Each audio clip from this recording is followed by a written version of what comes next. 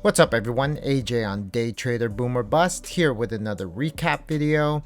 I did not post a recap yesterday. I did have a pretty significant red day. I realize some people may think that I just don't want to post red days or post red day recaps. That is not the case. I can't control what you think, but I'm putting that out there. I'm saying that, and although I don't feel I have to explain or justify to anyone why that is, I will definitely share today what transpired, and why I wasn't able to post that recap. And of course, we'll talk about what happened today too. So this is today's watch list.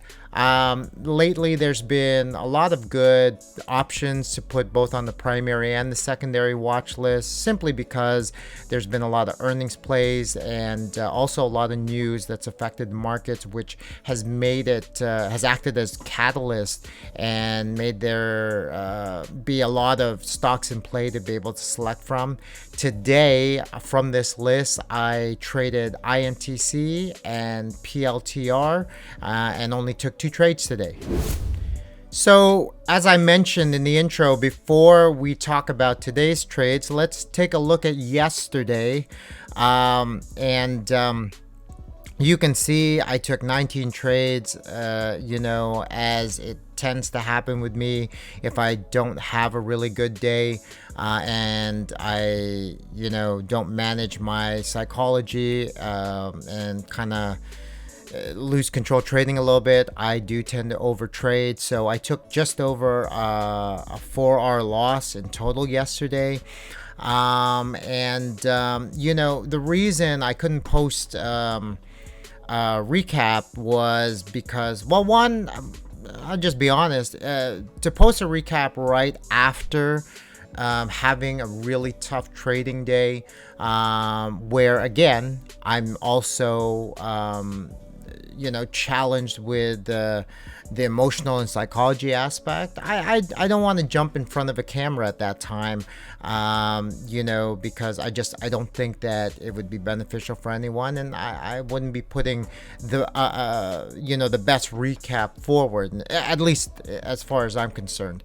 So that's one thing. So I tend to try and do it a little bit later in the day, but that causes a bit of another issue, which is that when I'm taking, when I'm over trading like this, so you can see these trades where, most of them were, in the morning part, last trade here at 11:50, and then I also took some into the close, which in and of itself isn't a problem because I have been trying to develop strategies into the close. But because in the morning for the morning session I took my last trade so late, it pushes back everything else I have planned for the day, work I need to do and so on and so forth, which makes it difficult for me to kind of come back and do a recap, because I'm already kind of playing catch up and trying to make up for not having stopped at the right time. Obviously that's self-inflicted, but that's just the case. I did manage to like I said, take some trades into the close. It was almost pretty much a bit of a, no, it wasn't break even. I actually took a further loss into the close there. So at the end of the day, not happy with the overall day.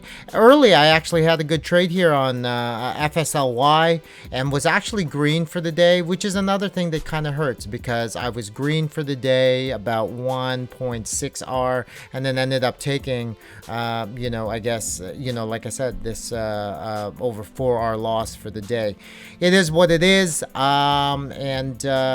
live and learn. Although I kind of struggle emotionally on days like like this day, I have come to accept the fact that when they happen, and I need to move on, which is a good thing, because I don't tend to dwell on it or try and make up for it immediately after, which tends to end up stringing a lot of bad days. But anyways, that's that's why I didn't post a recap yesterday, and I couldn't. And then I was out late, and on DOS, my trades don't show after midnight. So, you know, all I have left are what's here in my journal on chart log, which I could do a recap on, but it's just not effective as when I can show it, you know, in DOS. So that's that.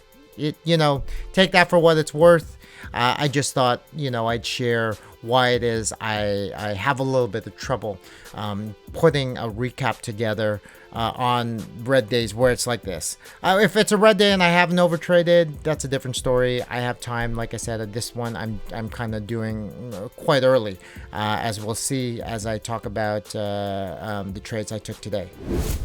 So as you can see, quick overview of the day, 2 trades today, managed just over 3R in profit for the day on the green side, traded PLTR right at the open, and then INTC Intel, and let's take a look at those trades. So PLTR was a very nice 1 minute opening range breakout. You can see here, this is the first 1 minute candle. It threw a top wick here, and I was looking at this potentially as a short because it looked pretty weak also on the daily. And you know, so I felt good about the fact that these moving averages, particularly this 200 SMA here on the 1 minute chart, was above the opening price, and if it failed off that, I was looking for it to break below this 1 minute range. Now you can see that it did, and it did pretty quickly. I ended up taking a bit of slippage, you know, but I got this entry here. Now this also was trading on SSR, and because of that, so actually, let's backtrack. I actually didn't take slippage, and I wasn't late on this. I actually put in the order, but it has to, you know, when it's on SSR, the order has to fill on the uptick. So that didn't happen until this third candle. So I got an entry, and also because of that, the calculation that happens with my hotkey did not calculate too well, and although it put what would have been a 2R profit target here, that was based on an entry up here at the break of this opening range, but unfortunately the uptick didn't happen until down here. So although this worked out pretty quick, when this trade did fill, I only ended up catching maybe a 1.4R win on this, but you know, I'll definitely take that. Palantir can move, and there's also a very strong support level here at this previous day close that I wasn't sure if it was going to bounce off of.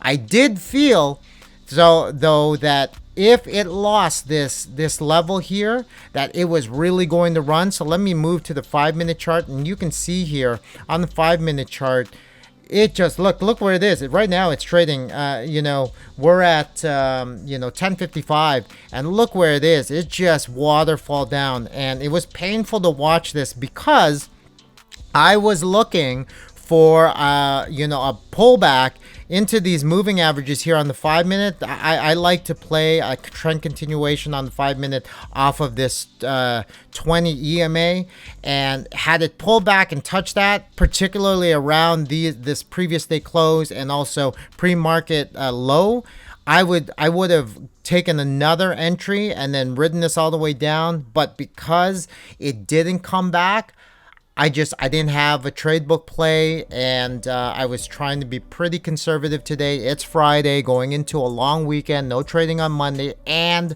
I had, you know, a poor trading day yesterday. I didn't want to, I was trying to do my best to stick to my trade book rules, and I needed that to come back and touch this level for me to have another entry here and another trade, but that didn't happen, so I never did, and I had to watch this run off, you know, continue to run.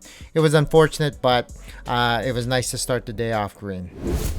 So my last trade of the day was on INTC, and this was a 5 minute opening range play, and I say play because it was going to be an opening range breakout, but when I took a little closer look at it, you can see that this is the 5-minute opening 5-minute candle.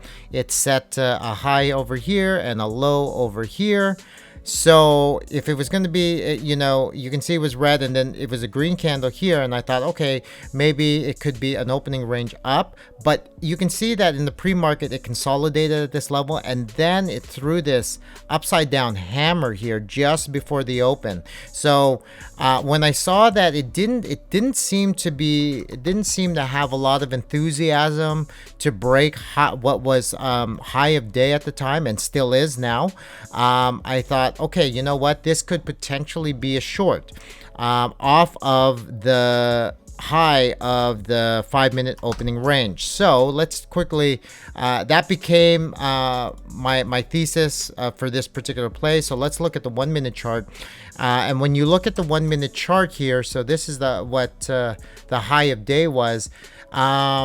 You can see that there was an upside down hammer thrown over here. There's the 50 SMA moving average over here. So I felt that it looked weak off of after failing to push above high of day, and I felt that if it broke below this pre-market low and the low of this upside down hammer candle, that I would go short. And I did to support that. I saw a lot of selling come in here, so I did go short over here, and it quickly went in my direction. Now I took a partial over here because this is the S5 level right here, right over here, and I, you know, when it broke below that, I didn't want to see it shoot back up, and I was already pretty decent green for the day, so I just thought I'd book some profits there. My 2-hour profit target was right here, just below this S6 level. So when it got there and it seemed to stall, which you expect, you know, again, I just didn't want to give any profits back. I ended up taking 2 more partials here. So with all that partialing, total for this trade, I ended up getting I think just over 1.5 or maybe about 1.6 R on this particular trade. Again, I could have held it because it continued to sell off. The market was selling off, but again, you know, after the day I had yesterday and having, you know, started the morning off so strong, I thought I'd book profits, and going into a long weekend, you know, I was going to be happy with that. So that was my last trade of the day, and I was really happy to finish the day off on a strong note. So quick look at the P&L. Like I said, the 2 trades, INTC, PLTR, both of them were a little less than my 2-hour profit, but total finished the day off at 3.1 R green. Really happy with that after yesterday's day, also to close off the week, going into a long weekend. So you know, the markets could have been squirrely today. I'm glad my trade book plays worked. I'm glad I traded with some discipline and patience, and I get rewarded for that because I finished the day off strong. So being that it's the end of the week, I just thought I'd quickly also share this. This is the week, my week, you know, equity curve. You can see that I started, you know, I started the week off, you know, with a green day, and then I had a slight red day here, followed by this green day over here, and then this was that really poor 4-hour red day yesterday I talked about earlier. But happy to finish here, you know, green for the week.